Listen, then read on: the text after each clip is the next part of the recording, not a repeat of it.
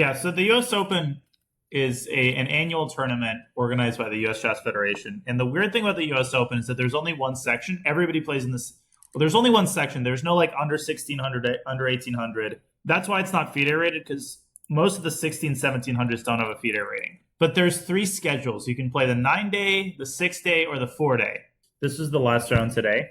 In the tournament, I got 7 out of 9. I won the first 5. I drew the last 4. So I was playing Josh Sheng, who is a GM. He's like maybe 25, 20 FIDE. So obviously I wanted to win this game pretty badly. I was white. Okay, so I went main line. He is a con player, so knight f3, e6. Earlier in the tournament, I played c3 in round 5, and I won a nice game. But I figured he'd prepare for it in the 45 minutes that we had to prepare. So I decided to play open Sicilian, d4. Okay, he plays the con. Josh is a con player. Bishop d3. The main lines, bishop c5, knight b3, bishop a7. There's also bishop e7. There's like 2 main moves in this position. Bishop e7, there's this move queen g4 that's generally played, provoking kingside weakness, and then you come back to e2. White is considered slightly better in this line. I mean, it's complicated, obviously. Pros and cons. Josh plays bishop a7. So the bishop is quite nice here, which is why I played something that's pretty popular nowadays, queen e2, knight e7, and then quickly bishop e3, trying to neutralize black's strongest piece, bishop on a7. So generally in this line, white castles kingside. But I analyzed for like literally 10 minutes with the engine before the game, and I found that the engine actually likes the concept of castling queenside, which is pretty wild, but I also needed to go for broke this game, so I figured I'd give it a shot. So I played knight c3, he plays b5, and here, of course, I confused the very little amount of prep that I did. The prep that I did, I reached this position, and it was to take on a7 and then shift the queen up to e3 and play a4, contesting, like, challenging black's pawn chain on the queen side, and then actually castling king side. But I forgot that, and I forgot, like, in which positions you were supposed to castle queen side, so I castled queen side here, which is not bad, but it's not exactly what my prep was. Okay, so he goes b4 quickly, which is correct, forcing the knight to the side, knight a4, d6, and this threatens the move bishop d7, which traps the knight on a4, and it actually looks like white has no clear way to defend against that. But of course I anticipated this, and my idea was to play e5. This is what I played. I played e5. And e5 is a typical move in such positions. It opens up the bishop, and mainly it challenges the d6 pawn. So he can't take, because the bishop takes h7, wins the queen, obviously. And if he goes d5, then the knight is now free. It has the c5 square. I don't have to worry about it getting trapped. He probably should have gone d5. And here I was going to go bishop g5 and queen h5 and try to set up a quick kingside attack. Complicated position. But according to the engine, black is more than fine after d5. But after like 5 minutes, he plays this move bishop d7. This is a losing move. Had I found the correct move here, I would have very likely won the game. He goes bishop d7, and so this attacks the knight on a4. And obviously, the most obvious move for white, which is the move I ended up playing, is e takes d6. And there's an interesting idea here, which got me really excited, which is, of course, black takes the knight on a4. And one would think that you have to take on e7, black takes on e7, and black is okay here. But instead of taking on e7, I have a completely devastating move here, which is bishop e3 to g5, attacking the knight a second time. And I'm threatening d takes e7 with the fork against the queen and the rook. And he still can't take the pawn because, again, I have bishop takes h7. This ends the game immediately. This literally ends the game. There's nothing he can do against the threat of d. There's also queen e4, which forks the pawn and the rook. This is a complete disaster. So this got me excited. And then I briefly had the thought of going bishop g5 first. Bishop g5 first. If he takes on a4, we transpose into that line. And if he goes d5, then I thought, well, I have queen h5 here, and I can maybe sack on h6. And this looks really, really, really promising. Why can't he play f6? If he plays f6, I guess we can do it through this move order. If he plays f6, I can take on e6. Yeah, no, this is totally crushing. Rook f7, bishop c4. I mean, just look at this. I mean, just look at the pieces. How can black hope to survive this? And if he moves the king, then... Sorry, not with the queen, with the pawn. Again, there's this fork. So this would have been resigns. But first, I don't know why. This is a mystery to me, why I didn't play bishop g5. I saw the move. I knew it was promising. But I just didn't want to think about it for too long, and I decided to play ed. Turns out that bishop g5 is apparently like +4. d5, and now not queen h5, which I was planning to play, is not best. Simply knight ac5, and queen h5 is coming next, and black's position is horrendous. I mean, this would have just won the game. Yeah, this is terrible.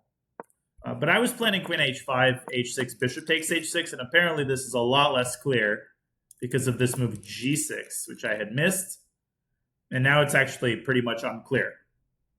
So would I have won the game if I played bishop g5? Nobody knows. But it would have given me a more serious shot. Anyways, I played e takes d6. My opponent correctly takes on e3.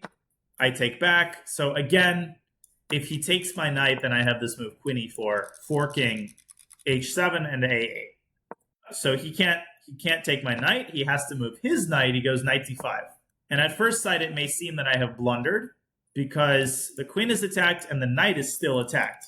But of course, I have this simple move queen e4, which threatens checkmate on h7 and forces him to defend, and that gives me time to move my knight into c5. If he goes f5, then I drop my queen back to e1. This is the nice detail that I spotted.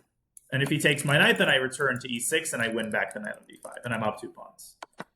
So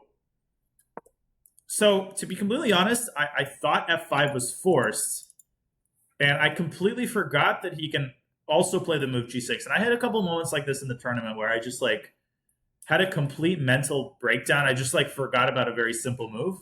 Pretty disturbing stuff. I assumed he had to play f5 here, and that seriously weakens the e6 pawn, and it makes the move knight c5 a lot scarier. So somehow I forgot about g6. Completely just escaped my mind. But okay, knight ac5.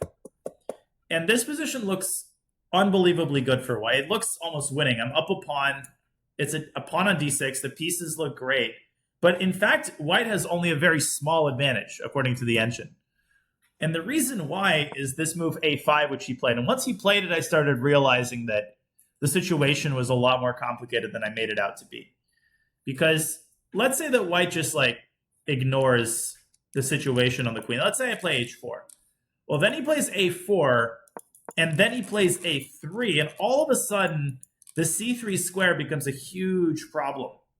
If you play b3, then he can already play knight c3 here, actually, believe it or not. And there's even a rook sack line where he goes queen b6, and this knight causes a lot of problems for black. Crazy line, but black's pieces somehow coordinate very, very nicely, and my knights are totally impotent. They're not attacking anything. They're not attacking anything at all, whereas black's pieces are perfectly assembled on the queen side. So I saw this line, and I started getting nervous, and I had good reason to get nervous. So I thought, let me get this knight off of b3 so that he doesn't play a4 with tempo. So I centralized it. I played knight c4. Now he played another really nice move, queen c8. This is the only move, according to the engine, that gives black a decent position. This attacks the knight. It forces me to do something with the knight. I don't have many things to do with the knight. I have to take on d7. That helps him complete his development. This knight on d5 is just a monster. It's nicely anchored by the pawn. Briefly, I thought I had a tactic with knight takes e6, removing the defender. Obviously, f takes c6, queen takes c6 check, wins the knight back. But does anybody see why this doesn't work? What does black have in this position? See if I can involve the crowd at this advanced hour. So let's see what people have come up with. Yeah, the move is yeah, everybody got it. Knight 5 f6. Knight 5 f6. Only move. Again, rook e8 blunders. I mean, you're not defending the knight on d5. if you go knight 7 f6, and I saw this, there's a beautiful intermezzo, d7. You're like, well, what the hell does this do? Well, if you take with the queen, then you put the queen in the line of fire of the knight. Knight takes f8, and I'm attacking the queen. And if you take with a knight, well, then you're no longer attacking white's queen. You're also not defending the knight on d5.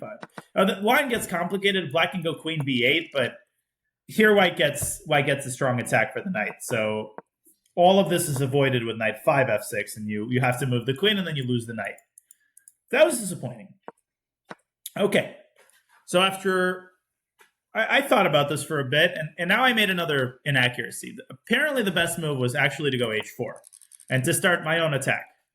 But I thought this was very slow. I didn't even seriously consider it. I was like, well, black's going to go a4, a3. I have to do something about it. So I played them with bishop b5. Well, my idea was to put a knight on c6 and eventually aim for e7. I felt like, I've got an extra pawn. I need to put it to good use. Okay, so he moves the knight away to f6. I shift my queen up to e5. And he continues to attack with a4. And this is a big moment. So this is where I officially lost the thread. I think my advantage is basically gone. It's just a very crazy position. At this point, I was extremely upset at myself for not playing bishop g5. To be honest, it was interfering in my thinking. I also realized that black wants to play a3 and carve out the c3 square, and this will get really, really scary. I could get checkmated in like 3 moves here. And my pieces are all suspended in midair. Nothing seemed to work. And it's all because this knight on d5 is such an incredible piece. It's holding everything together. It's defending f6. It's defending e7. So apparently the best continuation for white would have been to play knight c6, as I had planned. But the reason I didn't play it is because of this move, queen c8 to b7. Attacking the bishop. And if the bishop moves, then you lose the knight. You could give a check on e7, but this doesn't do anything. Knight takes c7, de, queen takes e7. That's it. You've lost your extra pawn, and black is still attacking. So what else is there to do? But apparently there was a crazy tactical idea. You can take on d5. This I saw, but after knight takes c5, I didn't see a follow-up. What now? You still, knight e7 isn't checkmate. But there's this quiet move, rook h1 to d1. Incredible idea. The threat is to take the other knight and then go knight e7, and that's going to be mate. Or it's going to force black to give up his queen. And the crazy detail is if he takes the bishop, now you can't take the knight because then he takes our knight and we have no more attack. But we have the move knight e7 check, and we win the queen. We win the queen because black is forced to take. So this doesn't win the game or anything. Black can defend the e7 square with his rook f e8. But apparently it's like +1. You have to find this move, knight d4, back. Black plays a3. It gets totally wild. But objectively, this was probably the best I could have done here to take on d5 and go rook d1. I played rook. What did I play? I played, in this position, I didn't play knight c6. I played the move rook d3. And my idea was that if he now plays a3, I wanted to go b3. And I didn't want him to stick a queen on c3. That was what I was worried about. That's why I played rook d3. I wanted to cover that square. So I think the idea is pretty healthy, but he found another great move here. He played rook a8 to a5. And he continues to accumulate the pressure on my position. Now the bishop is dangling and it's loose. And if you move the bishop, then there's an X-ray against the queen. And I was calculating stuff, and I was like, it felt like I was totally lost here. Even though still, maybe with engine-like precision, I can hold the balance. The chess.com engine is saying rook hd1, only move. But I saw this, and I was like, this is I just didn't see a single move. Knight c6 you can no longer play because you dropped the bishop. I thought about going bishop c6, but then I saw that he has rook c5, attacking the bishop again. It's terrible. But what's crazy is that you've got all these pieces that are in the center, and you've got this extra pawn on d6, and it's not going anywhere. So eventually I came up with a move a3, which looks crazy. It's a mistake, obviously. It should have been a decisive mistake, but it makes some sense. I was trying to provoke b3, and then I would get. I was actually going to play. No, I wasn't going to play c3. I was going to play rook d2. C3 walks into another tactic. Rook takes b5, knight b5, and queen c4. So I thought. Oh, but apparently here there's rook takes d5. So maybe not. Maybe not this, but there's also queen c5 here, which is pretty devastating. Look, a Catholic 7-year-old. That's very specific. Anyways, I saw rook d2, and I thought, okay, I hold everything together. But I completely missed his next move, which was queen c5, and he continues to move in and attack my pieces, and he's threatening to take the bishop. So I played a takes b4, and now he simply plays queen takes b4. And among other things, he's threatening to tear me apart with the move a3. So I'm just getting destroyed here. I played the move c4 out of desperation. I knew this was losing. But this also sets a trap. If he plays a3, then I have b takes a3. And if he plays rook takes e3, it looks like white's king is screwed, but all of a sudden you go knight c2. And this is a fork against the queen and the rook, and he has no checks. But instead of a3, he finds a very pretty sacrifice, a pretty simple sacrifice, which immediately leads to a totally decisive attack. Does anybody see what sacrifice he came up with? And after this move, it's like open season on white's king. There's one, white's position is being held together by a tiny string, and it's the bishop on b5. And without it, the floodgates open completely. Rook takes b5. So how does this work? So, okay, so obviously you have to take the rook, because otherwise he takes b2. If you take it with the knight, that there's nothing to discuss. He plays queen takes c4, and he attacks both the rook and the knight with check. So you have to take the rook with the pawn. Now the c file opens. Now the tempting move, I think, for a lot of people would be rook c8 check, but this is a very big mistake because this allows the king to hide to hide on b1. So instead of going rook c8 check, he goes queen c4 check, which forks the king and the rook, forces the king to move into d2. And obviously now you can already tell that there's all sorts of moves here. But my opponent continues to play incredible moves. He finds another excellent move. Now, he's got a draw in his pocket if he wants it. He can give me a check, and he can repeat moves. I was hoping for that. But I also knew that he wasn't going to go for a draw here. He brings his knight back to d7, attacking the queen, and also preparing to move into c5. So, believe it or not, there's like no good squares for white's queen. No matter where you go, there's either a fork or there's some tactic. The queen has absolutely no good squares. So for example, if you go queen e4, then there's knight c5 with a fork. This loses on the spot. If you go queen g3, then there's again knight c5, and again, you cannot move the rook because you lose the other knight. And knight e4 check is a fork that's being threatened. If you go queen e1, then again there's knight c5, and that's the recurring problem. So I went queen e2, and my idea was to allow knight f4 and then go up to e3, and I was trying to like give up the exchange strategically, but force him to trade in the exchange for the attack. So he played knight f4. I played queen e3. He repeated moves once, which gave me some hope. But then he took on g2, and I have no choice but to go queen e2. He goes back to f4, so he wins a pawn. And here I think he makes a serious mistake. So I feel like the fastest winning move, Black has several ways to win this game, to win this position. And the way that he played preserves the decisive advantage, but the win starts getting more complicated the way that he played it. So he has this very zen move, e5. And the idea is actually quite simple. You're attacking the knight, and if the knight moves, then you take on b5. You don't worry about taking the rook, because the knight is actually stronger than the rook.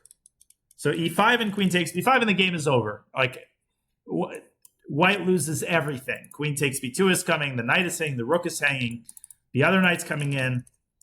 This is like -5, because it's a zen move because you don't take the rook. You like just accumulate the attack with a move e5. But he went knight d5. He went back to d5. I went back to e2. He gives me a check on b4. Remember this check? Now there's a very nice line. You have to decide whether you go to c2 or c1. King c1 loses straightforwardly. And I know he was hoping for this. I didn't play king c1. This loses on the spot. And what does it lose to? It loses to knight f4 again. Queen e3 again. But this time he takes the rook, finally. And does anybody see what the winning continuation here is for black? Why does the placement of the king on c1 hurt white so much? Because it seems like the most relatively safest place to put the king. No, not rook c8. Well, again, rook c8, same problem. King b1, or even knight c6. No, rook c8, there's even knight c6 blocking the check, and white is okay. Because b5 is defended. Yeah, knight c5. And for example, queen e3, and queen takes d4. Bang. Yeah, exactly. And then you win. Queen back and you're up on knight. Yeah, so he was hoping for this, but I didn't do it. I played king c2. Yeah, but rook c8 is actually very counterproductive. It allows king b1. This is where he had his second winning move. And if he found this move, white can basically resign. And that's this move, a3. I saw this move during the game. I was just praying he wouldn't play it. I actually saw this move. It's less complicated than it seems, this move. So what does this move do? Well, it threatens queen takes b2, check, which is crushing, totally crushing. You can't take with the rook because you drop the knight. This probably is what white should do, but with two knights and a wide open king, it's like -5. Black should win this without too much trouble. Now, if you take with a pawn, you're like, well, what does black accomplish? Finally, it's time to give the check on c8.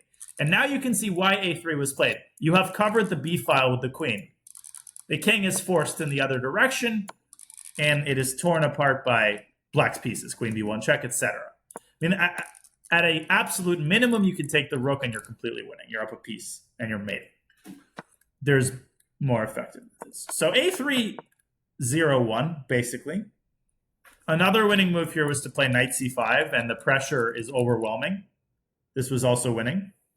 But my opponent, with 6 more moves to make until time control, he was in a little time pressure, and he decided to play it simple. He played knight f4. And when he played this move, I realized that I'm going to have chances to hold. Queen d2, he takes the rook, so he trades the attack in for a material advantage. He goes knight e5, improves his knight, queen c3, and queen takes d6. So he transitions to this position where, white's position sucks. The king is still weak. I'm down a pawn. His pieces are perfectly positioned. And white's drawing chances are slim. But I figured that if I could stir up some counterplay, maybe I could use the passed b-pawn. I also saw this pattern that if I could get his knight off of e5, I would have knight c6, maybe knight e7 checkmate in some positions. Could be an idea. And so I played f4. I tried to force his knight off of e5 so that I could stick my knight on c6. But now he finds another accurate move. I mean, he was playing incredible this game. Other than bishop d7, he played an incredible game. Does anybody remember or see what black can do that doesn't involve moving the knight? He did not move the knight from e5. He found a much better move. But queen d7... no, queen d... I see what you want, but it doesn't work, because remember, white always says knight c6. No, it's not queen d7. I had a feeling somebody would say rook d8, but this is also not right. Because remember, if you get into a rook endgame, this pawn is going to be very, very dangerous. Black's king is on the opposite side of the board. So this is the worst case scenario for black, where you've left this pawn alive and it's anybody. In fact, the engine is showing that white is winning already. So you don't want to trade everything. Yeah, queen d5. Attacking the rook on h1. Now, you might be like, big shit, attacking the rook, why is this a problem? It's a problem because the knight on e5 now has the c4 square, and that's a much more dangerous square than d7. So, also, the other problem is that if you go rook d1, which is the most natural move, then black has queen e4 check, forking the king and the pawn. So that's another huge problem. This is out of the question. So you have to go rook e1, which is awkward because the rook on e1 is not particularly good. Okay, knight c4. And now I was at first planning to play knight c6. But this is a one-trick pony. This threatens checkmate, and if black prevents it, white has no more moves. b5 is hanging.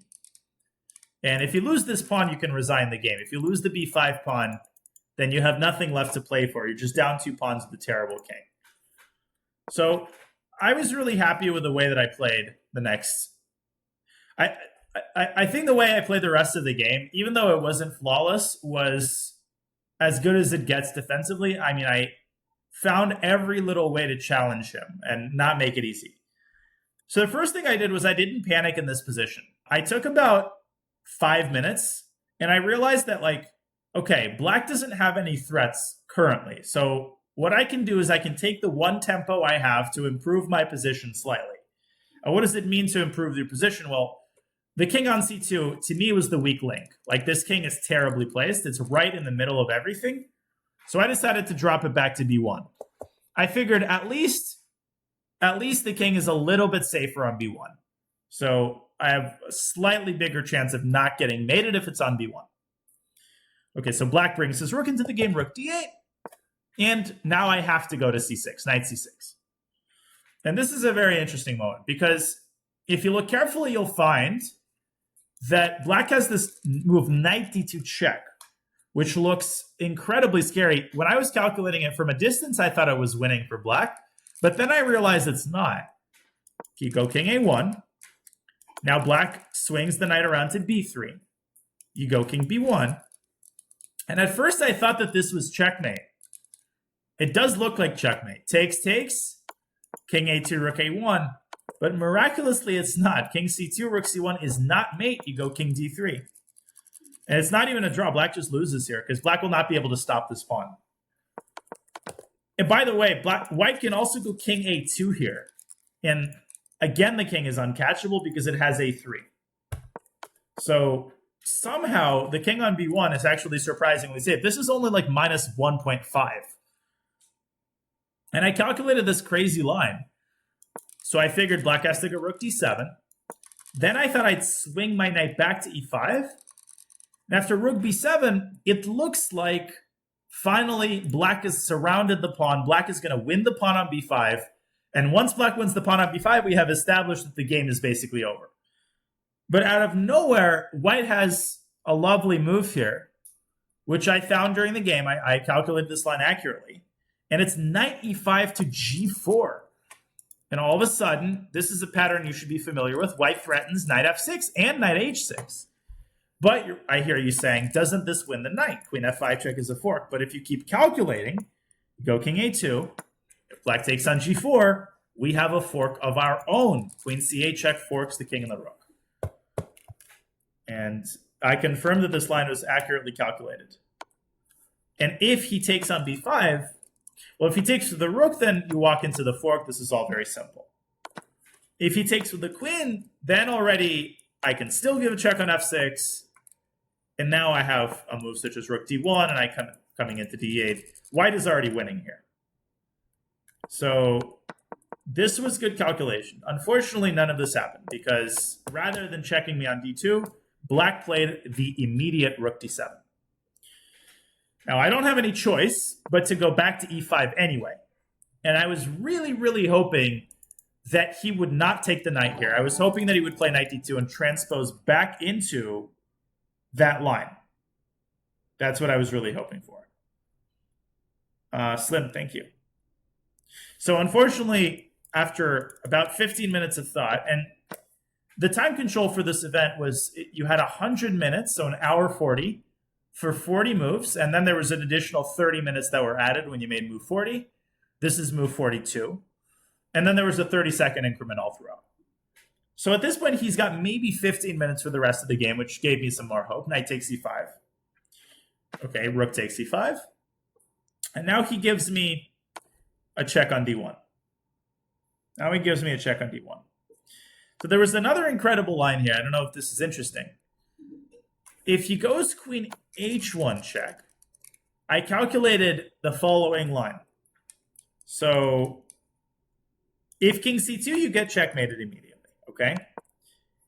If king a2, then black doubles on the first rank, and I figured that this would be a huge threat. I didn't like the look of this either. But there is a third move that white has, which is to drop the rook back to e1. Now this attacks the queen, right? White is threatening queen c8 with a fork. But if you look carefully, you might find that black has a move that seems to lead to a winning queen endgame. Does anybody see it? Rook d1. And I was calculating that, and I was like, no. Rook takes d1, queen takes d1. Now, this wouldn't be a problem. If white could keep the b pawn, I don't give a damn that I'm down a pawn. It's not about who's down a pawn in queen endgames. It's about who's got the passer. But after king a2, he's got the fork, queen d5, forking the king and the pawn. But you cannot stop calculating here. And here, white has a brilliant resource that I think gives white sufficient counterplay to make a draw. Does anybody see it?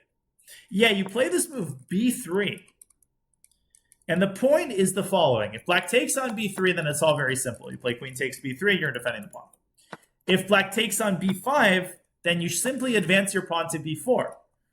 And because of this passed pawn, and because of the pawn on f4 being a Giga Chad and stopping all of black's pawn majority, I think white is able to draw this. Because you're basically going to go king a3 and queen c5. You're going to dislodge the queen from b5.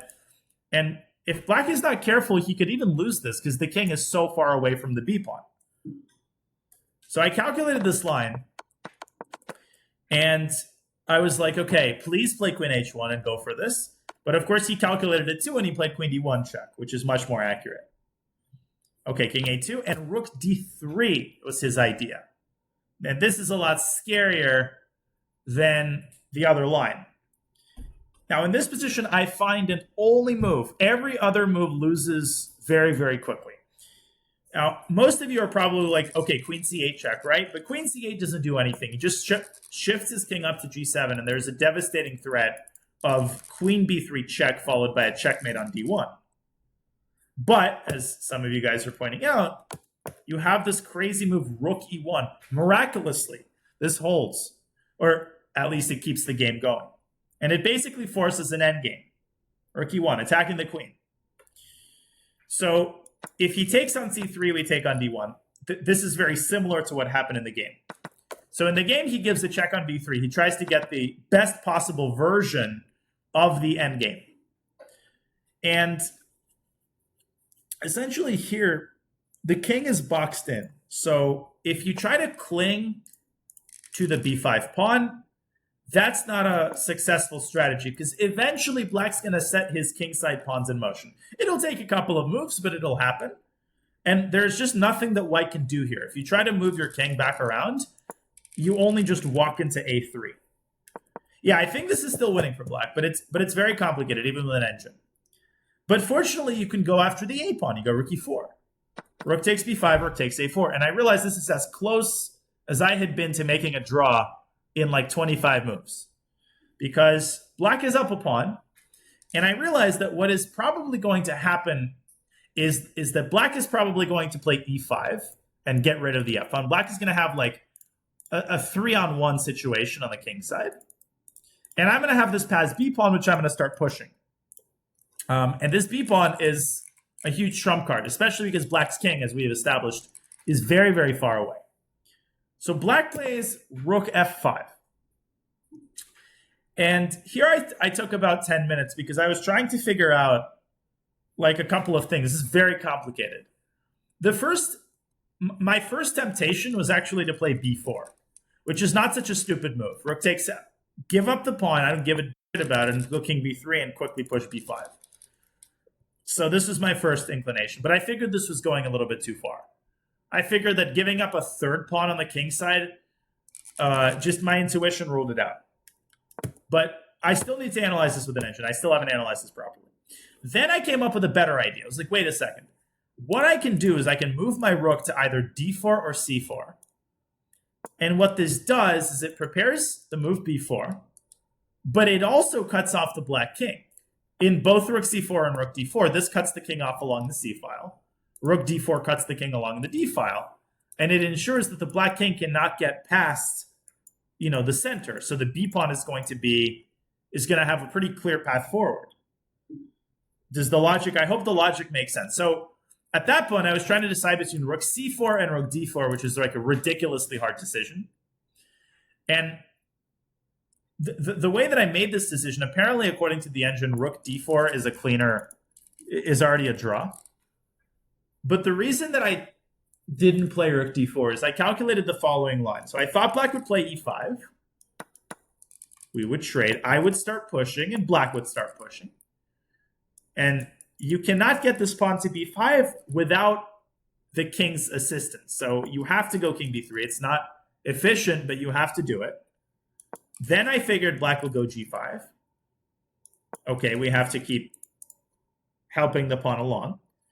f4, b5, f3.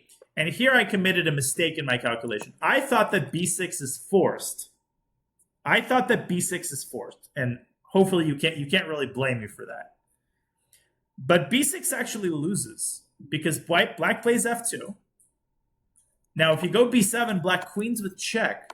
You might say, well, no problem. Let's just stop the pawn. But then black has rook e1.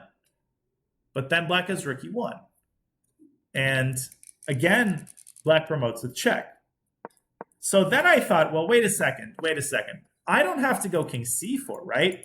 I can also go king a4, get the same exact thing, but not have to worry about black promoting with check. But then, again, I started calculating, and I figured, okay, f4, b5, f3, b6, f2, b7, rook e8.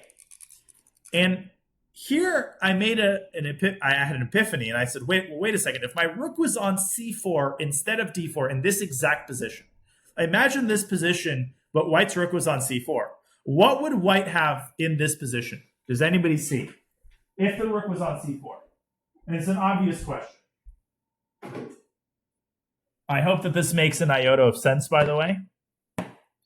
Yeah, rook c8, right? You would have rook c8. Let's just, for the sake of illustration, let's say the rook was here. You would have the move rook c8.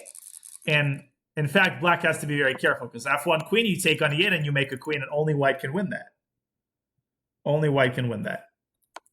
So on the basis of that, I decided all this way back that I would play rook c4 instead of rook d4. But I forgot to check, well, okay, I understood that there is a drawback of rook c4 in comparison to rook d4, which is that it allows black's king to get a little bit closer to the pawn. But I figured since I'm cutting the king off along the c-file, even if the king reaches the d6 square, it's not going to be a problem. It's not going to hamper the pawn's progress. And that's where I was wrong. But here's what happens. He goes king f8. I push. He goes king e7. Again, we've reached the same problem where you can't play b5, so I have to bring my own king up, king b3. So he did bring his king up to b6. Okay, I go king a4. And now, as expected, he goes e5. He has to play this move, otherwise he's never going to start pushing his kingside pawns. Thank you, Kiddo Deezy. We trade, and we get this type of position. So I push b5. And here I completely underestimated, I just didn't see the move that he played. From a distance, I totally ignored it, and that's the move rook e5 to e2. And here I started understanding that there was a big problem. And the problem is as follows. So you might be looking at this and saying, well, why can't white just push b6? And you actually can push b6. But I figured that here black will play rook takes h2. And if you play b7, then black plays rook b2. And this is where the placement of black's king on d6 is such a huge problem. If the king was on e7, then we would be able to play rook b4 and white would actually be winning.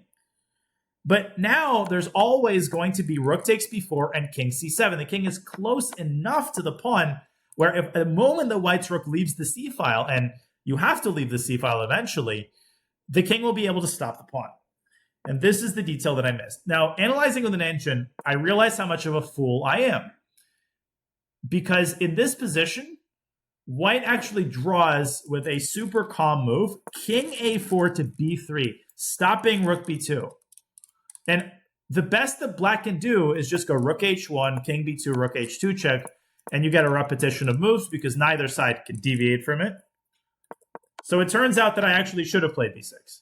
And b6 comes close to drawing the game. I think it does draw the game. But instead I thought that I have to defend this pawn, so I played h4. Does not give away the draw, apparently. Okay, so he starts pushing. He goes f5. I go b6. He stops my pawn with rook b2. I defend the pawn with king a5. So again, rook b4, it loses to rook takes b4 and king c6, and this is a lost endgame. So I have to use my king here to stop to defend the pawn. So what do you think my opponent did in this position?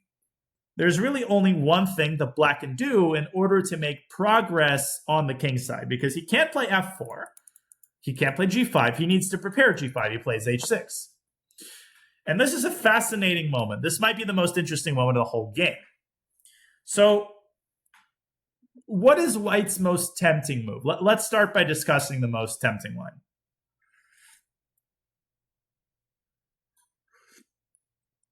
Yeah, so, well, I mean, you want to push your pawn. You can't push it. Meaning a6, right?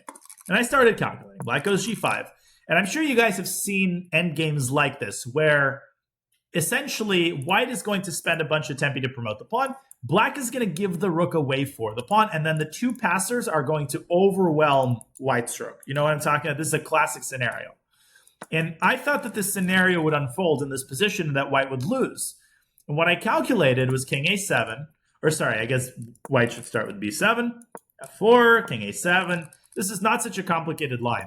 f3, b8 queen, takes, f2, rook c1, g4, and black obviously wins, and this is not even close, actually. But the thing with like engines is like engines are very good at finding these like ridiculous moves. So here, for example, right? Can you blame me for assuming that b7 is forced? Like that, how can it not be? But apparently the draw is given by the move rook c8. And the point is not to play b7. That's not the point of this move. The point of this move is that after f4, all of a sudden, you switch gears and you play rook g8, attacking the pawn on g5. And black does not have the bandwidth to defend that pawn. If black tries to defend it, and there's only one way to, then you play b7, and black is torn in two different directions. If black plays f3, then you are in time to take the pawn and stop the other pawn as well. And this is a draw. Now, black can play a little bit more cleverly with g4. Because if you try to repeat the strategy and go rook f8, now the king can defend the other pawn. But here, you play like a computer. Now you play b7. Black plays g3 and continues pushing. And amazingly, you can play b8 queen, and this is a draw. I can't believe it either. This position is a draw. And here's why this is a draw. So if black plays g2, then black loses the pawn immediately, right? So what would you guys do here for black? You would play f4, right? Now white still plays rook g8. And the rub is that black cannot push the f-pawn because he gives up the g-pawn. And the king cannot efficiently get to a spot where it defends the g3 pawn because the pawns are in the way. So black, for example, plays king e5. And now we start bringing our own king. King b5, king e4, king c4. Now there's a beautiful detail here. So hopefully you understand where this is going. Black has this very tricky move, f3. Can anybody tell me how white draws in this position? Because there's just a gorgeous little detail.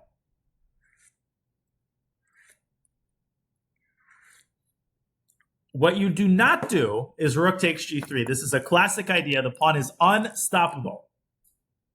You play rook g4 check first. That's the point. If the king steps forward, then you take on g3 and you pin the pawn. If the king steps backward, then you can already stop the pawn via f3. Just remember this trick, by the way. Rook g4 check, you like land one square before the pawn. If black plays king f3, then he blocks his other pawn, and this is a draw. Rook g6, king e4, and that's it. you can just do nothing. Black is just not able to make any progress. Eventually, you get 2 kings. So, on the basis of this extremely simple line, this idea of actually stopping the pawns from behind, rook c8 was the drawing move. I did not see that. I thought that desperate measures were necessary, and I found what I thought was a beautiful idea. I played the move rook c4 to f4. And at this point, my opponent has like 3 minutes, and I have maybe 10. So my idea is actually very, very simple. I'm trying to prevent g5. And I'm trying to provoke the move king e5, in which case I would now go rook b4. And now the king is too far away. If he takes it, he actually loses. King d6, king b5, f4, not b7 because of king c7 or king a6. f3, b7. This is featured in my endgame videos. This is a type of pawn race where white promotes the check. Just beautiful study-like ideas. But that's just the tip of the iceberg. Now, it may seem that king c5 wins the game for black on the spot, right? Because this threatens a gazillion things. It threatens rook a2 check, which is not mate because the rook can block the check. But it also threatens like rook b5 check. It threatens just to take the pawn on b6. It looks like the game is over, but this is where I set a trap. And I came up with the idea of playing h5 in this position. And this looks so winning for black, but I actually think it's 50-50. It's very close to a draw. If rook a2 check, I play rook a4. And if he takes it, you get a beautiful position where, because I've put this kamikaze pawn on h5, black is overwhelmed. He can't stop both at the same time. b7 is threatened, and if you take the pawn, then the other pawn promotes. Crazy idea. Thank you, Claudio. But the secondary point of this move is that if he takes on b6, then we take on g6. And now we break apart his pawn chain. And after rook takes g6, rook takes f5, you get this endgame, which I will need to plug this into table base. Or maybe somebody can do that. I do not know if this is a win or a draw, but I figured that in a game I would have very good drawing chances here. I would park my rook in front of the pawn. And, okay, the chess.com gives like -2, but that's totally meaningless. It's either winning or it's a draw. Basically, you get a scenario where white tries to bring his king all the way back toward f1. Yeah, -3.7 is meaningless. That you have to understand in such positions, like there's only 2 evaluations, either winning or it's a draw. Table base says black is winning, so apparently this was still winning for black. Thank you for plugging it in. Looks like white's king does not get close in time. This is something I'll analyze separately, but it doesn't matter right now. The fact of the matter is I did enough to scare him. He told me after the game that he made a brief judgment that this was a draw. And so what he ends up doing is he plays king c6, rook c4 check, he repeats moves once, and then he plays the move h5. And I consider this to be a huge win, because if he plays h5, that means that he can no longer play g5, he can no longer create connected passers. But obviously that's not the end of the story, because he can still use his king to help his existing passer forward. And I figured what I need to do is I need to go after the g-pawn as quickly as I can. So I moved my rook back to f1. And this is perhaps the most beautiful moment of the whole endgame. This is where, and those of you who are watching the official US Chess stream, you will know that black has it. This is honestly one of the most stunning endgame ideas I have ever seen. I'm not even exaggerating. There is only one winning move for black. Only one. If you would have found it, I would have probably gotten the arbiter. It's an unbelievable move. So obviously my opponent played the natural move, which was king e4. And the game ends in a draw. No, it's not. If he moves his king to the c file, then we just give a check and we're chilling. We're chilling. Yeah, so the correct move is f4. Giving up the only passed pawn that he has. f4. Now what the hell? Rook takes f4. It almost looks like white's better. But black plays king c5, and this reveals the idea of f4. The idea of f4 is to put the rook on the most inconvenient position on the whole board. You don't have a check on f5, and the main thing is that you no longer have a check down the c file, and white's king is screwed. Now, it's not checkmate that black threatens. Black does not threaten checkmate. Black threatens to win this pawn, and then to use his pawn majority to win the game. So, for example, let's say that white plays a pass move like rook e4. So, taking immediately is a draw because white has this check on e5. And this is another beautiful idea. White plays rook e5 check. It seems like black is fine. We go king d4 and we counterattack the rook. Who can tell me what the drawing move here is for white? Another incredible idea. Rook takes h5, desperado sack. And the king is just in time by one tempo, just in time to reach the corner. By the way, you can also play king f4, of course, which is also a draw. So for that reason, black has to... It's the same concept, by the way. You put the rook one square in front of the pawn. This forces the king either to move into the check or to move back. In either case, the rook can take on b6. And apparently, according to Gary, this is a winning endgame for black. And it doesn't surprise me because the white king is cut off on the worst possible file. And black will just sort of inch his king to closer and closer to white's pawn. And eventually, black is going to find a way to win white's pawn on h4. This is winning. There's no way that I would have held this in the game. There's no way. So the move f4 is the only winning move in this position. You sack the pawn, and then you play king c5. Ridiculous. My opponent plays king e4. The funny thing is, okay, so I gave him a bunch of checks. The point is that I force his king to step in front of the pawn. That gives me a critical tempo. And what do I do with this tempo? I take one pawn, and here I had to avoid one final pitfall. My first inclination was to basically go like rook f6. And then to go king a6. And then in this position, I was like, okay, I can go rook g6 check. And I can, like, anytime he moves away from the pawn, I can go back to f6. And this looks like a draw, but it's actually not. Because what black can do here is go king f3, king e2, king d1. You have to go back to f6. Then the king steps into e1. And if you go rook e6 check, black plays rook e2. Now, you might look at this and say, well, no problem, right? You take on e2, and we both promote, and it's a draw. But it's not a draw. If you watch my endgame videos, you should recognize this pattern. It's the skewer pattern. Black gives a check on the a file, a check on the b file, trades queens, and wins the resulting pawn endgame. So, for that reason, if we rewind back to this moment, it is critical for white to still play accurately.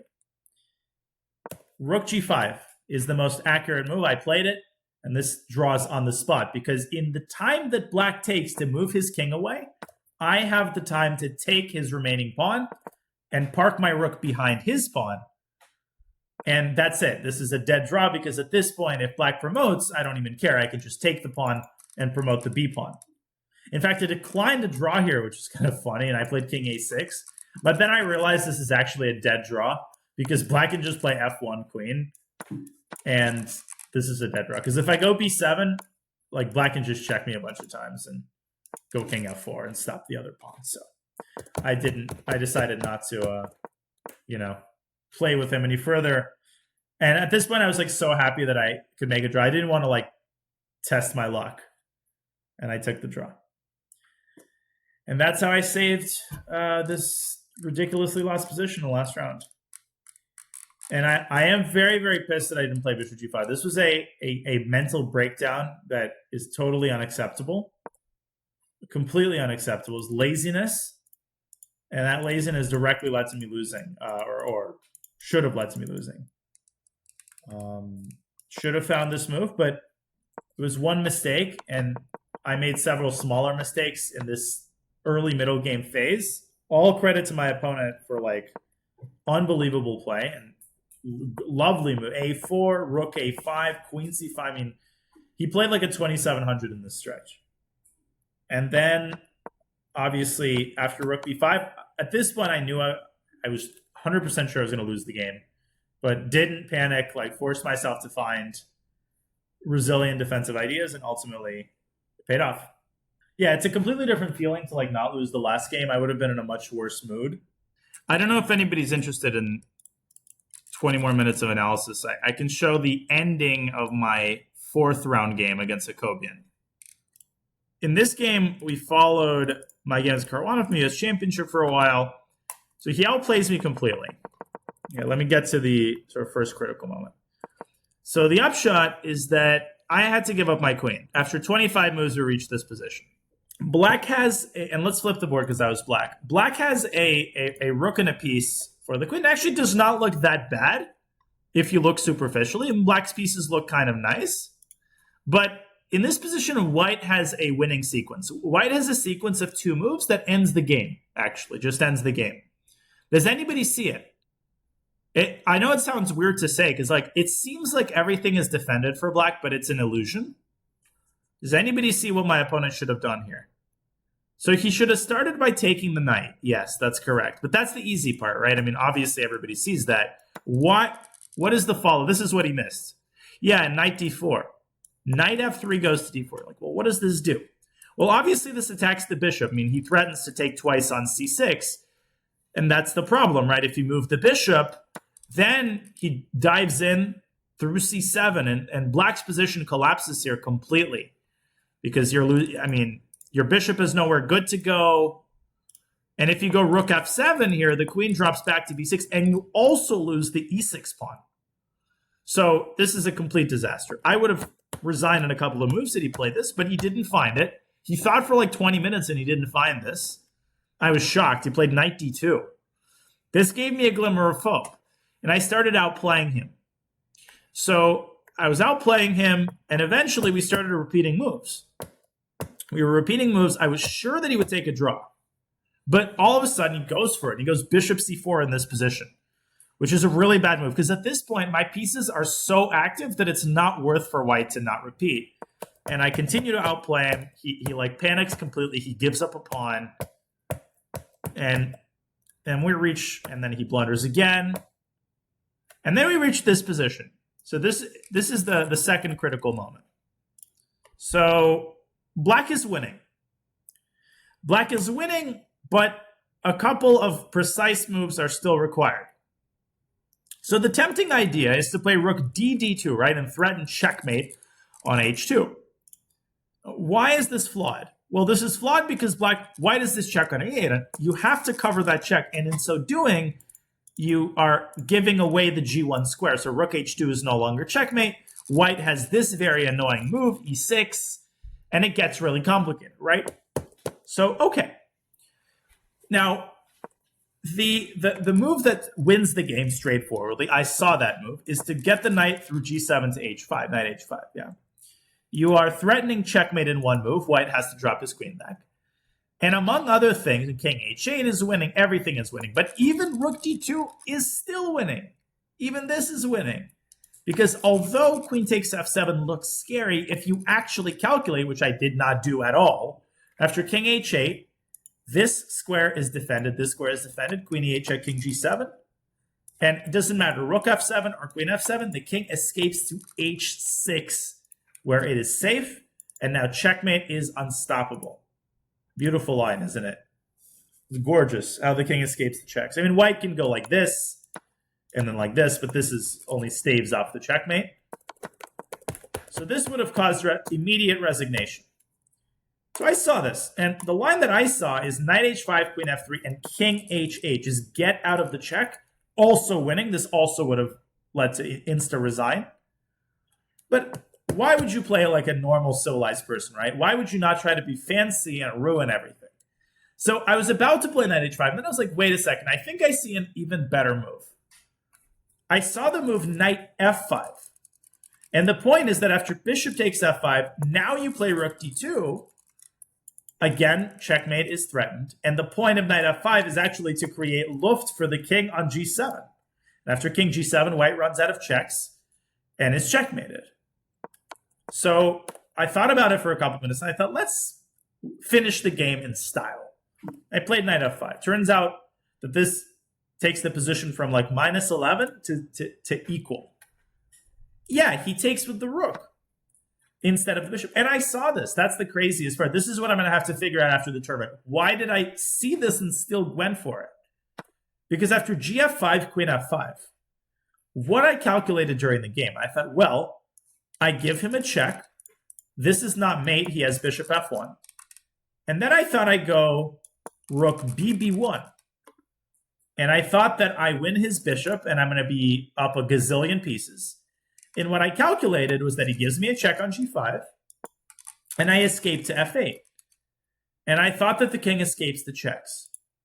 What I had missed, and what I had completely missed, is that rather than giving me a check on g5, he can check me on g4. And after king f8, queen c8 check. And you cannot run to e7. You drop the bishop with check. And you cannot run to h6 because you get checkmated. This is a perpetual. All of a sudden, I started getting nervous. I'm like, this has to be winning. I'm like one step away from mating him. He's got a couple of checks. So I said, no problem. You know what I'll do? What I'll do is I'll go bishop back to e7. And I was happy with this move during the game. This covers the g5 score, right? He was threatening queen g5. And queen g4 check is totally innocuous. You just go king f8 or king h8. The king escapes the checks. But what's amazing is how white manages to start a fire on the king side out of nothing. What did my opponent do in this position?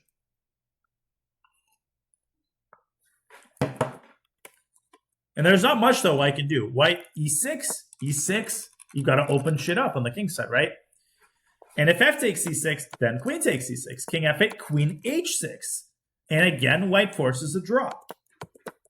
And if black goes f6, which was my initial idea, then the queen jumps to h5, and all of a sudden, notice how beautifully the queen covers d1 and threatens queen f7, and black threatens bishop f5. And that actually leads to checkmate to the black king. So that's out of the question. Fe is out of the question. What the hell does black do? So I had like 5 minutes on my clock, and eventually I come up with this idea to play c3. And I think this is a really cool concept, because if queen takes f7, as scary as this looks, the king is actually safe here. Remember, white cannot take on e7 because now he gets checkmated. Now he gets checkmated. And if bishop f5, again, he gets checkmated. So this rook d1 threat is really strong. And of course, there's also the threat of just promoting the pawn, going c2 and c1. So I thought c3 was winning. And if he plays e takes f7, then you hide behind the pawn. And again, I was sure the black is winning. But my opponent finds a brilliant move. It's a prophylactic move, right? What is black's threat? Well, black's threat is to give a check on d1 or to play c2 and c1 with check. So he plays an incredibly calm move. What did he play? Not king g1, that doesn't help. Bishop f1. King g1 doesn't actually help because it walks right into more checks. Bishop f1, only move. And you're like, well, why is this a good move? Like, what the hell? Well, let's consider the move c2.